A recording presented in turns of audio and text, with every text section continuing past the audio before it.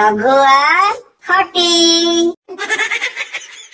କବି ସୂର୍ଯ୍ୟ ନଗର ଗାଁରେ ବୁଦ୍ଧିଆ ନାମରେ ଗୋଟେ ଛେଳି ରହୁଥିଲା। ସେ ବହୁତ ବୁଦ୍ଧିଆ ଥିଲା। ସେ ସବୁଦିନେ ପାଖ ଜଙ୍ଗଲକୁ ଚରିବା ପାଇଁ ଯାଏ, ଆଉ ସନ୍ଧ୍ୟା ହେବା ପୂର୍ବରୁ ପେଟ ପୂରା ଘାସ ଖାଇ ଘରକୁ ଫେରିଆସେ।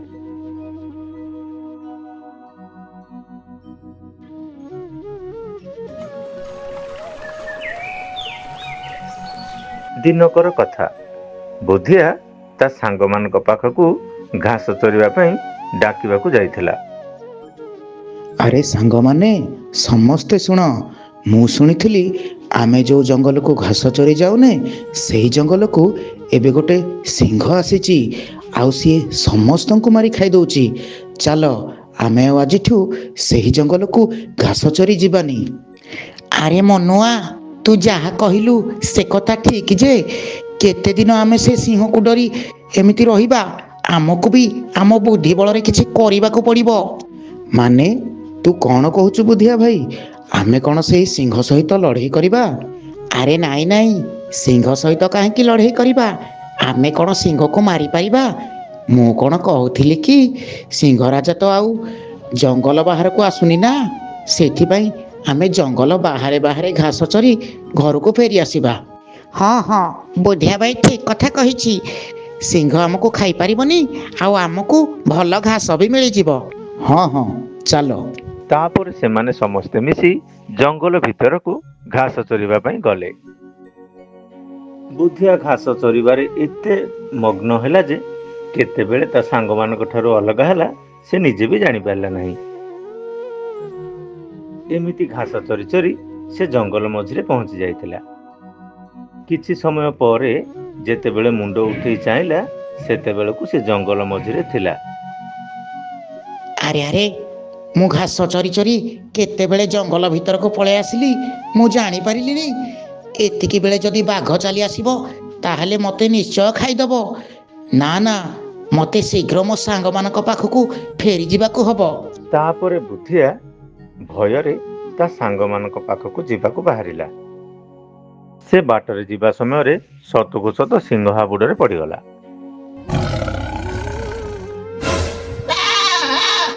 ହେ ଭଗବାନ, ମନରେ ଯେଉଁ ଡର ଥିଲା ସେଇ ଡର ଆଗକୁ ଆସିଗଲା। ମୁଁ ଏବେ କ'ଣ କରିବି? ଏଇ ସିଂହ ତ ମୋତେ ତା ଆହାର କରିଦେବ।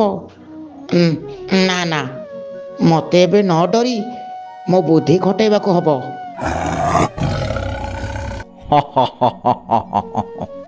ଯାହା ବି ହେଉ, ଆଜି ଗୋଟିଏ ଶିକାର ତା ଇଚ୍ଛାରେ ମୋ ପାଖକୁ ଆସିଛି। ଏଇ ଶିକାରକୁ ମୋତେ ଆହାର ବନେଇବାକୁ ହବ। ହେଇ ଛେଳି, ମୁଁ ଏବେ ତୋତେ ମୋ ଶିକାର ବନେଇବି।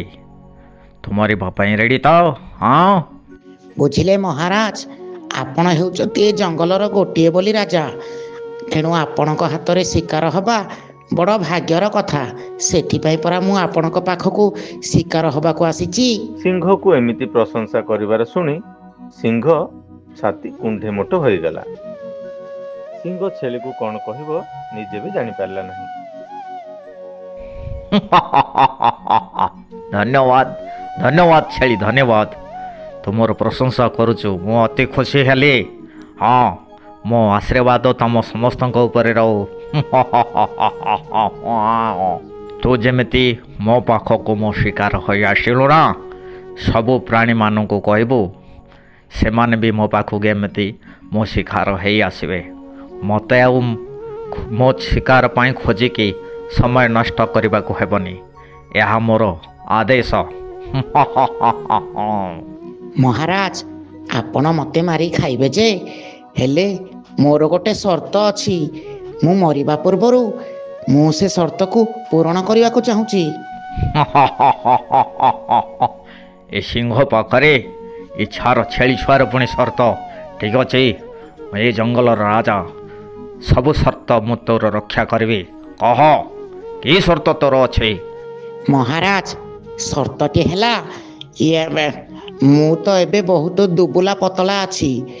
ତମେ ଯଦି ମୋତେ ମାରି ଖାଇବ ତାହେଲେ ତମ ପେଟର ଗୋଟେ କଣକୁ ବି ଲାଗିବନି। ଠିକ୍ ଅଛି, ତୋ କଥାରେ ମୁଁ ରାଜି, କିନ୍ତୁ କିଛି ତ ଉପାୟ ନାହିଁ। କ'ଣ କରିବା କହ? ନାଇଁ ମହାରାଜ, ଉପାୟ ଅଛି।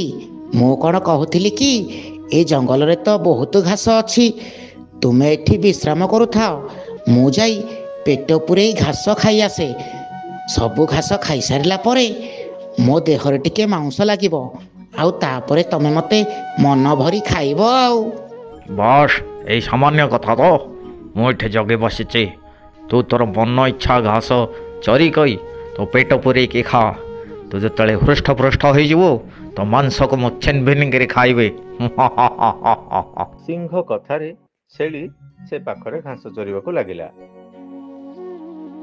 ଏମିତି ଘାସ ଚରି ଚରି ସନ୍ଧ୍ୟା ହେବାକୁ ଲାଗିଲା। ହେଲେ ବୁଦ୍ଧିଆ ସେମିତି ଘାସ ଚରୁଥାଏ। ଏପଟେ ସିଂହର ଭୋକ କହିଲେ ନ ସରେ। ସିଂହ ଭୋକକୁ ଆଉ ନିଜ ଆୟତରେ ରଖିପାରିଲା ନାହିଁ। ଏ ଛେଳି, ତୁ ସେତିକି ଘାସ ଚରିଧ। ମୋ ଭୋକ, ମୋ ପେଟର ଜ୍ୱାଳ ଅତିରିକ୍ତ ହୋଇଗଲାଣି। ମୁଁ ଯଦି ଏବେ ତୋତେ ନ ଖାଏନ, ଆରେ ତୋତେ ଖାଇବା ପୂର୍ବରୁ ମୁଁ ମରିଯିବି। ସେଥିପାଇଁ ତୋତେ କହୁଛି, ଶୀଘ୍ର ତୁମ ପାଖକୁ ଚାଲିଆ। ମୁଁ ତୋତେ ଆହାର କଲା ପରେ ମୋ ମନ ଶାନ୍ତି। ସିଂହର ଏମିତି କଥା ଶୁଣି ବୁଦ୍ଧିଆ ଭାବିଲା, ଏବେ ଯଦି କୌଣସି ଉପାୟ ବାହାର ନ କରେ ତାହେଲେ ସିଂହ ଏବେ ହିଁ ମୋତେ ମାରି ଖାଇଯିବ। ଏମିତି ଭାବୁ ଭାବୁ ବୁଦ୍ଧିଆ ମୁଣ୍ଡକୁ ଗୋଟେ ଉପାୟ ଜୁଟିଲା।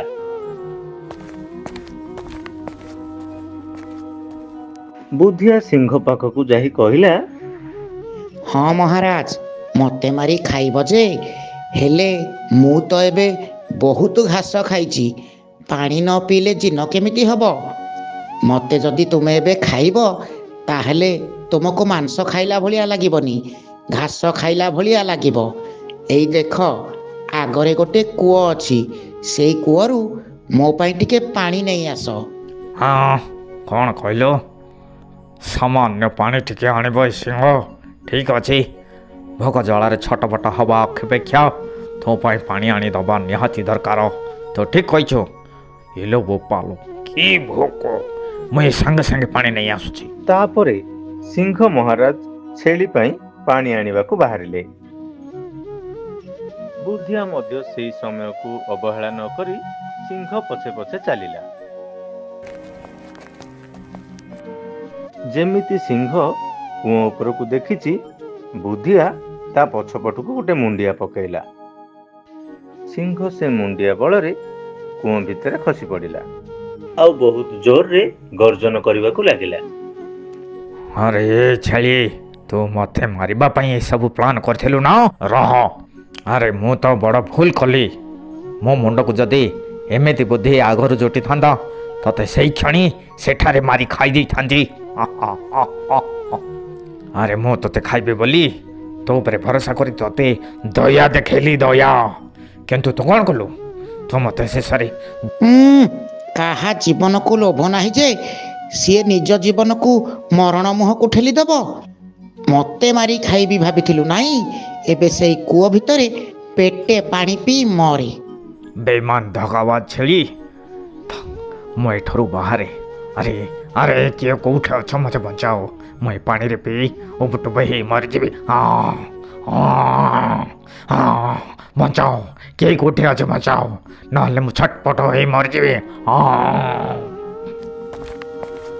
ତାପରେ ବୁଦ୍ଧିଆ ନିର୍ଭୟରେ ତା ସାଙ୍ଗମାନଙ୍କ ପାଖକୁ ଚାଲିଗଲା। ତା ସାଙ୍ଗମାନଙ୍କ ପାଖକୁ ଯାଇ ସିଂହ ସହିତ ଘଟିଥିବା ସବୁ ଘଟଣା ବିଷୟରେ ଜଣେଇଲା। ଆରେ ବୁଦ୍ଧିଆ ଭାଇ, ତମେ ସତରେ ସିଂହ ରାଜା ସହିତ ଲଢ଼େଇ କଲ? ଆରେ ବୁଦ୍ଧିଆ ଭାଇ, ତୁମେ ସିଂହ ସହିତ ଲଢ଼େଇ କରି ଆସିଲ? ନାଇଁ ନାଇଁ ସାଙ୍ଗମାନେ, ମୁଁ ସିଂହ ରାଜା ସହିତ ନୁହଁ, ତା ବୁଦ୍ଧି ସହିତ ଲଢ଼େଇ କଲି। କଥାରେ ନାହିଁ, ଯେଉଁଠି ବଳ କାମ ଦିଏନି ସେଠି ବୁଦ୍ଧି କାମ ଦିଏ। ଆଉ ହଁ, କାଲିଠୁ ଆଉ ଆମକୁ ଜଙ୍ଗଲ ଭିତରକୁ ଘାସ ଚରି ଯିବା ପାଇଁ ଡର ଲାଗିବନି। ହଁ, ଯେତେ ହେଲେ ଆମ ବୁଦ୍ଧିଆ ଭାଇ ପରା। ଆମ ବୁଦ୍ଧିଆ ଭାଇ ପରି କିଏ ହବ?